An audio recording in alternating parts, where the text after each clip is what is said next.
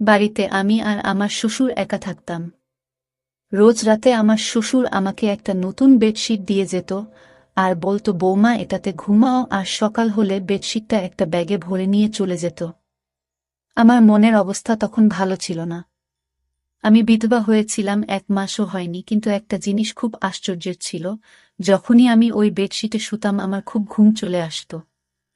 রোজ একই কাজ করতে করতে আমি ক্লান্ত হয়ে পড়েছিলাম। একদিন আমার শ্বশুর বেডশিট দিয়ে চলে গেল, কিন্তু আমি বেডশিটটা বিছানায় পাতলাম না, আর ঘুমানোর নাটক করলাম। আর তার 4 মিনিট পর আমার সাথে যা হলো তা জানলে আপনি ভয়ে কেঁপে উঠবেন। তো বন্ধুরা, ভিডিওটি শুরু করার আগে আপনি যদি আমার এই চ্যানেলটির নতুন দর্শক হয়ে থাকেন তাহলে চ্যানেলটি সাবস্ক্রাইব করবেন। আমার নাম রচনা। আমার পরিবারে আমি আর আমার কাকা ছাড়া আর কেউ বেঁচে নেই। কাকা আমার বিয়ে দিয়ে দিল, কিন্তু আমার কাকা কোনো খারাপ মানুষ ছিলেন না, মানে খুব ভালো মানুষ ছিলেন। আমার 17 বছর বয়সে বিয়ে হয়। আমি খুব সুন্দরী ছিলাম, কিন্তু উনি আমার জন্য যে পরিবার পান তারা খুব বড়লোক ছিল না, আবার গরিবও ছিল না, কিন্তু ওনার আর কিছু করার ছিল না, কারণ আমার কাকিমা একদম ভালো মানুষ ছিল না। কোনো ভালো সম্বন্ধ এলে আমার কাকিমা বলতো, আগে নিজের মেয়েদের কথা চিন্তা করো, একে তাড়াতাড়ি বাড়ি থেকে বিদায় করো, না হলে আমার মেয়েদের জন্য ভালো সম্বন্ধ পাবো না। যারাই আসতো তারাই আমাকে পছন্দ করে নিত, কারণ আমি খুব সুন্দরী ছিলাম। আর আমার কাকার মেয়েরা মোটা আর কালো ছিল, কিন্তু তারা আমার সঙ্গে ভালো ব্যবহারই করত। সবকিছু ঠিক ছিল, খালি কখনো কখনো আমার কাকিমা রেগে যেত, কারণ সম্বন্ধ তার মেয়েদের জন্য আসত। কিন্তু তারা আমাকে পছন্দ করে চলে যেত। এমনও হতো যখন সম্বন্ধ আসত কাকিমা আমাকে লুকিয়ে দিত। তারপর কাকা অধৈর্য হয়ে আমাকে যেখানে পাঠানোর তাড়াতাড়ি পাঠিয়ে দিলেন। কোনো খোঁজ খবরও নিলেন না, বেশি কোনো প্রশ্ন করলেন না। যে বাড়িতে আমার বিয়ে হয়েছিল সেখানে কেউ ছিল না। আমার বর দেরাদুনে চাকরি করত, সেখান থেকে বাড়ি আসতে তার একদিন সময় লেগে যেত, তাই রোজ আসা যাওয়া করতে পারত না। প্রতি 4 মাস অন্তর 1 সপ্তাহের ছুটি নিয়ে আসত। আমি ভাবতাম, ঠিক আছে, বিদেশে তো আর থাকে না, না হলে বছরের পর বছর অপেক্ষা করতে হতো, তা ও আসতে পারত না। বাড়িতে আমার শ্বশুর ছাড়া কেউই ছিল না, কিন্তু আমার বর বলল, তোমার চিন্তা করার দরকার নেই। আমার বাবা খুব ভালো মানুষ, আর উনি সত্যিই খুব ভালো মানুষ ছিলেন, আর আমার খুব খেয়াল রাখতেন। দিয়ে 2 সপ্তাহ পর আমার বর আমাকে বলল, আমাকে যেতে হবে। আমি শুধু 2 সপ্তাহের ছুটি নিয়েছিলাম। আমি ওকে ভারাক্রান্ত মনে বিদায় দিয়ে দিলাম। ওর নাম ছিল অলোক, আর আমার শ্বশুরের নাম ছিল কমল। আমার শ্বশুরও কাজে যেত, আমি সকাল সকাল ওনাকে টিফিন বানিয়ে দিলাম। উনি কাজে চলে গেলেন। উনি আমাকে বললেন, ঘরের দরজা বন্ধ করে রাখো, কেউ এলে খুলবে না। যখন আমি ফিরে আসব তখন আগে জিজ্ঞেস করবে কে এসেছেন, আমি তোমাকে বলবো আমি এসেছি, তারপর তুমি দরজা খুলবে। উনি আমাকে খুব ভালোবাসতেন, মেয়ের মতন আমার বায়না আবদার মেটাতেন।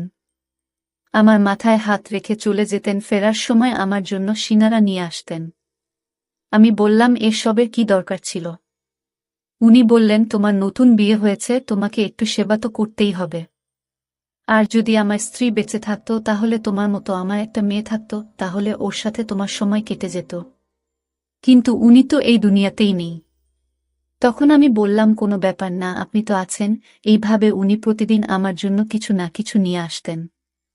উনি এমন একটা জিনিস নিয়ে এলেন একদিন, যেটা আমি কখনো ভাবিনি, আর তাতে আমি একটু অপ্রস্তুতে পড়ে গেলাম। আমার বর সিকিউরিটির কাজ করত, তাই সারাদিন তার ফোনে কথা বলার পারমিশন ছিল না। শুধু রাতে 5 মিনিটের জন্য আমাকে ফোন করত, কিন্তু সে এত ক্লান্ত থাকত যে কথা বলতে বলতেই ঘুমিয়ে যেত। এটা আবার মোটেই ভালো লাগত না, কারণ আমি সারাদিন এই 5 মিনিটের জন্য অপেক্ষা করতাম। কিন্তু কি করব, ওর কোনো দোষ ছিল না। ওর সারাটা দিন রোদে গরমে দাঁড়িয়ে ডিউটি করত, তাই ক্লান্ত হয়ে যেত। ও বলে, অনেক বড় বিল্ডিং, কিন্তু এটা অনেক ভয়ঙ্কর জায়গা। এখানে এমন এমন জিনিস তৈরি হয় যেটাতে যে কোনো সময় আগুন লেগে যেতে পারে। তাই জন্যই তো এই চাকরিটা ভালো মাইনে পায়, নয়তো আজ তোমাকে আমার থেকে দূরে থাকতে হতো না। একদিন খুব খারাপ খবর এলো, আমার বর এই পৃথিবী ছেড়ে চলে গেছে। যে বিল্ডিংটার সামনে কাজ করত সেই বিল্ডিংটায় আগুন লেগে যায়। আর তাতে আমার বর মারা যায়, এটা আমার কাছে খুব বড় শক ছিল। আমি বিয়ের 2 মাস পরেই বিধবা হয়ে গেলাম। আমার কাকা আমাকে বলল ফিরে চল, কিন্তু কাকিমা চেঁচামেচি করল, বলল এ তো বিয়ের 2 মাস পরেই বিধবা হয়ে গেছে, এ একটা অপিয়া, এর কালো ছায়া আমার মেয়েদের উপর পড়ে যাবে। এই যতদিন আমাদের বাড়িতে ছিল ততদিন কোনো কিছু ভালো হয়নি। যেদিন গেছে সেদিন আমাদের ঘরে একটু সুখ শান্তি এসেছে, আমি ওকে ঘরে ঢুকতে দেব না। বাধ্য হয়ে আমি সিদ্ধান্ত নিলাম আমি শ্বশুর বাড়িতেই থাকব। আমার কাকা বলল চিন্তা করিস না, আজকাল তো বিধবা ডিভোর্সি মেয়েদেরও বিয়ে হয়ে যায়, কাউকে না কাউকে পেয়ে যাবি, আমি তোর জন্য আবার ছেলে দেখব, কিন্তু আমি আর বিয়ে করতে চাই না, কারণ আমার বরের কথা আমার খুব মনে পড়ে। আমার শ্বশুর তাড়াতাড়ি কাজ থেকে বাড়ি ফিরে এলো আর আমি দেখলাম উনি সাথে করে একটা সাদা রঙের বেডশিট নিয়ে এসেছেন। বললেন বৌমা এটা বিছানায় পেতে এসো। আমি বললাম ঠিক আছে, কিন্তু আমার ওনাকে এটা জিজ্ঞেস করা উচিত ছিল, এটা পেতে আমি কেন শোব। উনি শুধু আমাকে এটাই বলেছিলেন, এটা তোমার জন্য এনেছি, নিজের বিছানায় পেতে নাও। আমি ভাবলাম বাড়ির জন্য এনেছেন, হয়তো এমনিতেও এই বাড়িতে বেশি কিছু জিনিস ছিল না, আর আমাকে উপহার দেওয়ার মতো কেউ ছিল না। কিন্তু সমস্যা তো তখন হলো যখন সকালে উনি এসে আমাকে বললেন বৌমা বেডশিটটা আমাকে ফেরত দাও। আমি ভেবেছিলাম উনি এটা আমাকে রাখতে দিয়েছেন। আমি বললাম কিন্তু আমি তো ওটা বিছানায় পেতে দিয়েছি, আর রাতে ওটার উপরে ঘুমিয়েছি। উনি বললেন কোন ব্যাপার না, ভালোই করেছ, রাতে ওটার ওপর ঘুমিয়েছ, কিন্তু এখন আমাকে ওটা ফেরত দাও। আমি ওই বেডশিটটা বিছানা থেকে তুলে আমার শ্বশুরকে ফেরত দিলাম। উনি বেডশিটটা ব্যাগে ভরে নিয়ে চলে গেলেন, দেখে তো মনে হচ্ছিল ওটা নতুন আর খুব দামি মনে হচ্ছিল, তাই জন্য হয়তো ফেরত দিতে চলে গেলেন। আমিও বেশ কিছু প্রশ্ন না করে বেডশিটটা ফেরত দিলাম। আবার বরের কথা আমার খুব মনে পড়ত, কিন্তু আজকে রাতে আমি খুব ভালোভাবে কমিয়েছি। কিন্তু আগে বেশ কিছুদিন শুয়ে আমি রাতে বিছানায় শুধু কাঁদতাম, কেঁদে কেঁদে পাগলের মতো হয়ে যেতাম। আমার মনে হতো সব কিছু মিথ্যে। এখনই হয়তো আমার স্বামী ফিরে এসে বলবে ওই খবরটা মিথ্যে ছিল। আমি তো একদম ঠিক আছি, আমার তো কিছুই হয়নি, কিন্তু এগুলো শুধুই মন বোঝানো কথা। এরকম ভাবে কি কেউ ফিরে আসে? জীবন বড় খারাপ জিনিস, মানুষের সাথে ন্যায় বিচার করে না, উল্টে মানুষকে এমন পরিস্থিতির মধ্যে ফেলে দেয় যেটার জন্য সে প্রস্তুত ছিল না। আমি তো কখনো ভাবিনি যে আমি এত তাড়াতাড়ি বিধবা হয়ে যাব। আর আমার স্বামী, যার সাথে আমি মাত্র 2 সপ্তাহ কাটিয়েছি, সে এই পৃথিবী ছেড়ে চলে গেল। আমার মনে শুধু একটাই আশা, হয়তো আমি মা হতে চলেছি। আমার স্বামী মারা গেছে মাত্র 1 মাস হয়েছে। কিছুদিন আর যদি বাঁচত তাহলে হয়তো আমি নিশ্চিত হয়ে যেতাম যে আমি সত্যিই মা হতে চলেছি নাকি সেটা নয়, কারণ যখন আমার স্বামী ফিরে গিয়েছিল তার 20 দিন আগে সে আমার কাছে ছিল, আর তার যাওয়ার 2 দিন পরই খবর এলো যে সে আর বেঁচে নেই। তাই জন্য আমার মনে একটা আশা ছিল। রাতে যখন শ্বশুর ফিরে এলো তখন আবার একটা বেডশিট নিয়ে এলো, বলল বিছানায় পেতে নিতে। আমি বললাম কি ব্যাপার, আপনি ফেরত দিতে কেন গেছিলেন? উনি বললেন যে দোকান থেকে আমি এই বেডশিটটা নিয়েছিলাম, ওই দোকান থেকে আমার বন্ধু ও বেডশিট নিয়েছিল, কিন্তু ও বোন বাবা ওটা দাম কমে গিয়েছে, আর আমারটা দাম বেশি নিয়েছে, তাই আমি ওটা নিয়ে ঝগড়া করতে গেছিলাম। দোকানদার আমাকে 2 টাকা ফেরত দিয়েছে, তুমি গিয়ে শুয়ে পড়ো। আমি বললাম ঠিক আছে। আমি আবার বেডশিটটা পেতে নিয়ে শুয়ে পড়লাম। এমন ঘুমান না, একেবারে সকালে গিয়ে ঘুম ভাঙল, কিন্তু সকালে আমার শরীরটা ভালো লাগছিল না। আমার মনে হচ্ছিল আমি মা হতে চলেছি। তখন আমার মাথাটাও ঘুরছিল, আর গা হাত পা ব্যথা করছিল। কিন্তু সকালে যখন জল খাবার বানাচ্ছিলেন, শ্বশুর আবার এসে বলল বেডশিটটা ফেরত দাও। আমি অবাক হয়ে গেলাম। আমি ওনাকে কিছু জিজ্ঞেস করতে গেলাম তো উনি বললেন আবার এখন টাইম নেই, তাড়াতাড়ি ওটা নিয়ে আসো। আমি তাড়াতাড়ি ওটা এনে ওনাকে দিয়ে দিলাম। উনি কোনো উত্তর না দিয়ে বাজারে চলে গেলেন আর বললেন আমার অনেক কাজ আছে বোমা, তুমি নিজের খেয়াল রেখো। আমি ভাবলাম এসব কি হচ্ছে, কখনো ফেরত দিতে চলে যান, কখনো নিয়ে চলে আসেন, জানি না উনি কি করছেন। বুড়ো মানুষ, এরা খুব সহজেই অন্য লোকের কথা বিশ্বাস করে। যখন বেডশিটটা নিয়েছে তখন চুপচাপ রেখে দিন। 1-2 টাকার জন্য এত ঝামেলা করার কি আছে? আজকাল তো 2 টাকায় একবার খাবারটাও হয় না। কিন্তু আমার শ্বশুরকে কে বোঝাবে? আমার শরীরটা পুরো দিন খারাপ হয়ে রইল। আমি মনে মনে খুশি হলাম যে আমি মা হতে চলেছি। আমি এই জন্য খুশি হয়েছিলাম যে আমার স্বামীর কিছু না কিছু চিহ্ন তো আমার কাছে থাকবে। আমি ভেবে নিয়েছিলাম যে যদি ছেলে হয় তাহলে আমি তার নাম আমার স্বামীর নামে রাখব। এই ভেবে অলোক আমার জীবনে আবার ফিরে আসবে। কেউ তো আমার নিজের হবে, না হলে তো আমার জীবনে নিজের বলে কেউ নেই। একমাত্র স্বামী ছিল সে, ও এই পৃথিবী ছেড়ে চলে গেল। আমার শ্বশুর তো রুটিন বানিয়ে ফেলেছিল। উনি রাতে আমাকে পেয়েছি দিতেন, আবার সকালে ফেরত চেয়ে নিতেন, আর আমি এমন ঘুমিয়ে পড়তাম যে আবার কোনো হুঁশ থাকত না। আমি কোথাও শুনেছিলাম যে যখন মহিলারা হয় তখন তার খুব ঘুম পায়। তাই জন্য আমি অন্য কিছু না ভেবে এই সব নিয়েই বলেছিলাম, কিন্তু 1 সপ্তাহ পর আমার এই আশাটা ভেঙে গেল। আমার মন খুব খারাপ হলো। আমি গর্ভবতী ছিলাম না, আমার স্বামীর কোনো চিহ্ন আমার কাছে রইল না। আমার খুব বেশি আফসোস লাগছিল, খুব কাছে ছিলাম। শ্বশুরকে এসব কিছুই বলিনি, কিন্তু উনি জিজ্ঞেস করলেন কাঁদছ কেন? আমি বললাম না, কিছু না। কিন্তু আবার আমি চিন্তা করতে লাগলাম, যদি আমি গর্ভবতী হব তাহলে আমার এত কেন ঘুম পায়, আমার শরীর এত ব্যথা হয় কেন? আমি তো ভাবছিলাম এসব কিছু গর্ভবতী হওয়ার জন্য হচ্ছে, তাহলে আমার শরীর এত খারাপই বা ছিল কেন? কিন্তু এখন কাকে বলবো? আমাকে ডাক্তারের কাছে নিয়ে চলো। শ্বশুরকে বলতে কেমন অস্বস্তি হচ্ছে। কাকে বলবো? তো কাকা কি ভাববে? যদি আমার স্বামী বেঁচে থাকতো তো ওর সাথে চলে যেতাম। কিন্তু ধীরে ধীরে যন্ত্রণা বাড়তে লাগলো। রাতে খুব গভীরভাবে ঘুমিয়ে যেতাম, বুঝতে পারতাম না কখন ঘুমিয়েছি আর কখন জেগে আছি। আর এদিন এক দৃশ্য দেখে আমি তো অবাক হয়ে গেলাম। দেখলাম আমার শ্বশুর নিজেই বেডশিটটা ধরছে। আমি অবাক হলাম এটা ভেবে যে ইনি চাদরটা ধরছেন কেন। উনি কি মনে করেন যে আমি চাদরটা নোংরা করে ফেলেছি? তাই যদি মনে করে তাহলে আমাকে বললেই পারতেন, আমি নিজে ধুয়ে দিতাম। কিন্তু তিনি চাদরটা নিয়ে কি কাজ করছেন? এটা আমার ঘরে ছিল। আমি মনে করতাম আমার শ্বশুর ছেলের মৃত্যুতে হয়তো পাগল হয়ে গেছেন, অদ্ভুত অদ্ভুত কাজকর্ম করছেন। একটা চাদর গিয়ে বারবার খেয়ে ধরে, রাতে বলে পেতে নাও, সকালে বলে ফেরত দাও। এই ধরনের আচরণ তো কোনো নর্মাল মানুষ করবে না। কিন্তু আমি কিছু বলতাম না, কারণ আমার থেকে বেশি ক্ষতি ওনার হয়েছিল। ওনার বুড়ো বয়সের লাঠি হারিয়ে গেছিল। আমার স্বামীর মৃতদেহটাও আমরা পাইনি। শুধু আমাদের এটুকু বলে দেওয়া হয়েছিল যে সে এই পৃথিবী ছেড়ে চলে গেছে। কারণ বিল্ডিং এ আগুন লেগেছিল, তাই বেশিরভাগ লোকের মৃতদেহ পাওয়া যায়নি শেষবারের মতো। আমার শ্বশুর ছেলেকে প্রাণ ভরে দেখে ও নিয়ে আর আমিও দেখিনি। তাই জন্য হয়তো আমাদের মনে অনেক দুঃখ জমেছিল। আর সেই দুঃখটাকে বার করার জন্য উল্টো একটা কাজকর্ম করছিলেন।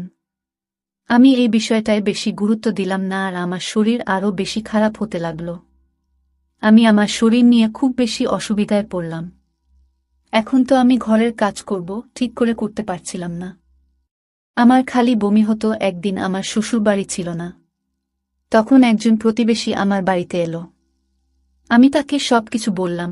সব শুনে সে বলল, তোমার শরীর তো খুব খারাপ মনে হচ্ছে, এরকম ভাবে চললে হবে না। বাড়িতে শুধু যদি শ্বশুর থাকে তাহলে ওনাকে বলবেন না তো কাকে বলবে? এতে লজ্জা পাওয়ার কি আছে? লজ্জা পেতে গিয়ে মরে যাবে নাকি? চলো তুমি আমার সঙ্গে। সে আমাকে হাসপাতালে নিয়ে গেল। ডাক্তার আমাকে চেক করে বলল আমি মা হতে চলেছি। শুনে তো আমি থমকে গেলাম। আমি বললাম, ডাক্তারবাবু এটা কি করে সম্ভব? আমার স্বামী তো মারা গেছে। উনি আমাকে কোনো তারিখের ব্যাপারে জানতে চাইলেন। আমি ওনাকে সবকিছু বললাম। আমি ওনাকে বললাম, হ্যাঁ, আমারও আগে মনে হতো এমনটা, কিন্তু সেটাও তো প্রায় 1 মাস হয়ে গেছে। আমার স্বামী 2 মাস আগে আমাদের ছেড়ে চলে গেছে। কিন্তু ডাক্তার বলল, কখনো কখনো এরকমটাও হয়, হয়তো আপনার সাথেও এমনটাই হয়েছে। মহিলার শরীরে কোনো লক্ষণ দেখা দেয় না, কিন্তু তবুও সে গর্ভবতী হয়। আমি তো কিছুই বুঝতে পারছিলাম না।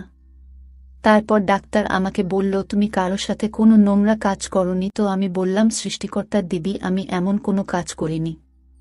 আমি তো আমার স্বামীকে খুব ভালোবাসতাম। আর আমি ওনাকে বললাম, আমাদের বাড়িতে তো আমার বউ শ্বশুর ছাড়া আর কেউ থাকে না, আর আমি কোথাও যাওয়া আশাও করি না। ডাক্তার বলল, ঠিক আছে, দেখো, কিছু মনে করো না। এসব ক্ষেত্রে এই ধরনের প্রশ্ন করা হয়। কিন্তু তুমি মা হতে চলেছ, এটা একদম নিশ্চিত। এখন আমি এটা জানি না যে তুমি আমাকে মিথ্যা কথা বলছো নাকি তুমি তোমার তারিখটা বলতে ভুল করছো। আমি আবার হিসাব করতে শুরু করে দিলাম। কিন্তু আমার হিসাব মতো এই বাচ্চাটা আমার স্বামীর ছিল না। আমি ডাক্তারকে মিথ্যা বলে দিলাম, কারণ ডাক্তার হয়তো আমার বদনাম করে দেবে। আমার সঙ্গে আমার পাড়ার মহিলা ছিল, সে বলেছিল সে প্রায় এই ডাক্তারের কাছে আসে, এখন তো সে বাইরে বসেছিল। কিন্তু না জানি যদি কালকে আমার ব্যাপারে কিছু জিজ্ঞেস করে নেয় তাহলে কি হবে। আমি বললাম, আপনি ঠিক বলেছেন, আমি তারিখ গুনতে ভুল করেছি। ডাক্তার আমাকে কিছু ওষুধ লিখে দিলেন আর বললেন, আপনার শরীর একটু বেশি খারাপ অবস্থায় আছে, আপনার নিজের প্রতি অনেক যত্ন নিতে হবে। কিন্তু আমি এটা ভেবে পাচ্ছিলাম না যে বাচ্চাটা কার। যখন থেকে আমার স্বামী মারা গেছে তখন থেকে আমার সাথে এসব কি হচ্ছে। একটা অদ্ভুত ঘটনা আমার সাথে ঘটেছিল, যেটার সাথে আমার শ্বশুর জড়িত ছিল। এটা তো ছিল চাদরের ব্যাপারটা, আর একটা ছিল আমার অজ্ঞান হয়ে যাওয়ার মতো ঘুম পাওয়া। আমি তো খুব চিন্তিত থাকতাম, আমার মনে এতগুলো দুঃখ ভরেছিল, তবু আমি এত নিশ্চিন্তে কি করে ঘুমাতাম। মানুষের পরীক্ষা থাকলেও সে নিশ্চিন্তে ঘুমোতে পারে না। আমার তো জীবন সাথী এই জীবন থেকে চলে গেছিল, আর আমি এরকম নিশ্চিন্তে কি করে ঘুমাতে পারি। কিছু না কিছু গড়বড় নিশ্চয়ই আছে, এটার খোঁজ এবার আমাকেই করতে হবে। এবার আমি ভেবে নিয়েছিলাম যে আমাকে কি করতে হবে, যেটা আমি করছি না, আর সেটা আমার করা উচিত ছিল না। অর্থাৎ একদিনের জন্য আমার রুটিনটা বদলাতে হবে। আর আমার রুটিনটা বদলে ফেললাম, আমি রাতের খাবার খেলাম না। কি জানি, হয়তো আমার খাবারের সঙ্গে কিছু মিশিয়ে দেওয়া হচ্ছে। আমি এটা ভেবে পাচ্ছিলাম না এসব করবে। আমার শ্বশুর আমাকে আবার ওই একই বেডশিট এনে দিল। এখন তো বেডশিটটা অনেক পুরনো হয়ে গিয়েছিল, তাও আমার শ্বশুর ওটাকে এমনভাবে ব্যাগে ভরে আনত যেন নতুন। জানি না ওটাকে নিজের সাথে নিয়েই ঘুরে কেন। আমি বললাম, ঠিক আছে, আমি ওটা পেতে শুয়ে পড়ব। কিন্তু আজ আমি বেডশিটটা না পেতেই বিছানায় শুয়ে পড়লাম। কিন্তু আমি আশ্চর্য হলাম, আজ আমার ঘুম আসছিল না। আমি বুঝতে পারছিলাম না তাহলে কি আমার ঘুমের সাথে এই বেডশিটের কোনো সম্পর্ক ছিল। এসব কি হচ্ছিল আমার সাথে। আমার তো মোটে ঘুম আসছিল না। দেখতে দেখতে রাত একটা বেজে গেল, বাইরে কোনো আওয়াজ নেই। কিছুক্ষণ পর একটা আওয়াজ এলো। আমি ভাবলাম হয়তো শ্বশুর জল খেতে বা বাথরুমে যাওয়ার জন্য উঠেছেন। কিন্তু কেউ যেন আমার ঘরের দিকেই আসছিল, আর ঘরের ভিতর ঢুকে পড়ল। ঘরের লাইট বন্ধ ছিল। আমি জোরে জোরে নিঃশ্বাস নিয়ে ঘুমানোর অ্যাক্টিং করছিলাম, কারণ আমি দেখতে চাই এটাকে। এমনিতে আমার খুব ভয় করছিল। আমার ঘরে তার কি কাজ ছিল। কিন্তু কিছুক্ষণ পর যখন সেই ব্যক্তি আমার পাশে এসে শুয়ে পড়ল আর আমাকে জড়িয়ে ধরল, তখন আমি চিৎকার চেঁচামেচি করতে শুরু করে দিলাম। তারপর লাইট জ্বেলে দেখতেই আমি চমকে গেলাম, কারণ সেই ব্যক্তি অন্য কেউ নয়, বরং আমার শ্বশুর ছিল। ওই চাদরটার দিকে দেখলেন আর রেগে গিয়ে আমাকে বলেন, আজকে চাদরটা পাতনি কেন। আমি আরও চমকে গেলাম, কিভাবে কথা বলছে আমার শ্বশুর আমার সাথে। আমি চিৎকার করছিলাম। উনি বললেন, নোংরা মহিলা একটা, চেঁচাচ্ছিস কেন। আমি পুরোপুরি ঘাবড়ে গেছিলাম। আমি বললাম, আপনি এসব কি করছেন। আমার শ্বশুর ঘাবড়ে গেল। আমি আরও জোরে জোরে চিৎকার করা শুরু করে দিলাম। পাড়ার লোকজন সবাই এসে আমাদের দরজা খটক করতে শুরু করে দিল। সব কি হচ্ছে। সেই মহিলারা আর তার স্বামী বাড়ির ভেতরে ঢুকে পড়ল, যার সাথে আমার একটু বন্ধুত্ব হয়েছিল। আমি ওদের চিৎকার করে শুধু এটুকু বললাম, পুলিশকে ডাকো, ইনি আমার ইজ্জতের উপর হামলা করেছেন। ওরা তো হকচকিয়ে গেল। সারা পাড়ার লোক জড়ো হয়ে গিয়েছিল। পাড়ার লোকেরা সবসময় বিরক্ত থাকত। তারা চোর বা এই ধরনের অপরাধী পেলে তাকে মেরে মেরে তার উপর সব রাগ উগরে দিত। আমার শ্বশুরকেও ওরা ঘিরে ফেলেছিল।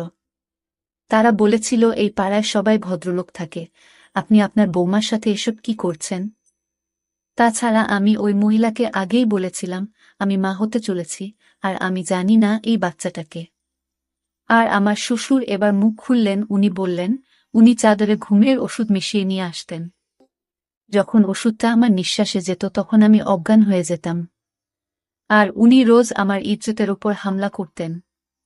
যবে থেকে আমার স্বামী মারা গেছে তবে থেকে উনি আমার সাথে এটা করছেন। আর এই বাচ্চাটা, উনার সবাই নিজের কানে হাত দিয়ে ছিছি করতে লাগলো। কেউ কেউ বলল, এই ব্যক্তিকে পাড়া থেকে বের করে দাও। কিন্তু আমি আওয়াজ উঠালাম। আমার কাকাকে ও ডাকলাম। আমি বললাম, আমি আত্মহত্যা করব। যদি এই ব্যক্তির শাস্তি না পায় যে কিনা আমার উপর হামলা করেছে, আমি তো এটা নিজে বাবা মনে করতাম। আমার কাকা বলল, এবার তোমার কাকিমা যাই বলুক, পুরো দুনিয়া তোমার বিপরীতে চলে গেলেও আমি তোমাকে আর কিছুতেই এখানে থাকতে দেব না। আমার শ্বশুরকে পুলিশ নিয়ে গেল, আমি আমার কাকার বাড়ি চলে গেলাম। কিন্তু আমি সবসময় টেনশনে থাকতাম, এটা আমার কি হয়ে গেল? আমি তো জীবনে কোনো অসৎ কাজ করিনি, কিন্তু আমার ভাগ্য কেন এরকম হলো? এখন আমার পেটের বাচ্চাটা আমার কাছে নিজের উপর অভিশাপ বলে মনে হচ্ছিল। এখন আমি এই বাচ্চার কি পরিচয় দেব? এই বাচ্চার পরিচয় দেওয়ার মতো কিছুই আমার কাছে রইল না। কিন্তু আমার বিবেক সব সময় আমাকে